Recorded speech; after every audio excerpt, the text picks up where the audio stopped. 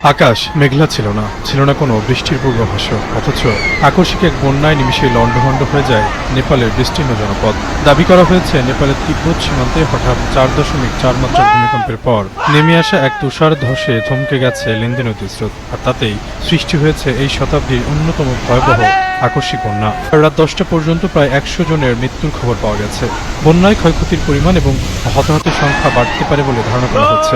মার্কিন ভূতাত্ত্বিক জরিপ সংস্থার তথ্য অনুযায়ী স্থানীয় সময় সকাল 8টা 37 মিনিটে তিব্বত অঞ্চলে 4.4 মাত্রার একটি ভূমিকম্প আঘাত হানে। এরপরই তিব্বত সীমান্তের পাহাড়ি বুক চিরে নেমে আসে মৃত্যুর এই মহা উৎসব। নিমিষে অবরুদ্ধ হয়ে পড়ে লেনদেন নদীর স্বাভাবিক গতিপথ। কোনো বৃষ্টি ছাড়াই বুধবার চোখের পলকে তৈরি হয় ভয়াবহ বন্যা। নেপালের দুর্যোগ কর্তৃপক্ষ জানিয়েছে, রাসুয়াগুড়ি সীমান্ত ক্রসিং থেকে প্রায় 20 কিলোমিটার উত্তর পূর্বে নেপাল চীন সীমান্তের হিমবাহ অঞ্চলের কাছে পাত শহরের একটি খণ্ড ভেঙে পড়েছে।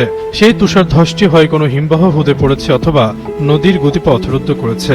এর ফলে সৃষ্ট জলোচ্ছ্বাস, যা হিমবাহের বরফ গলিত পানি এবং ধ্বংসবিশেষ বহন করে এনেছে। এই হিমবাহ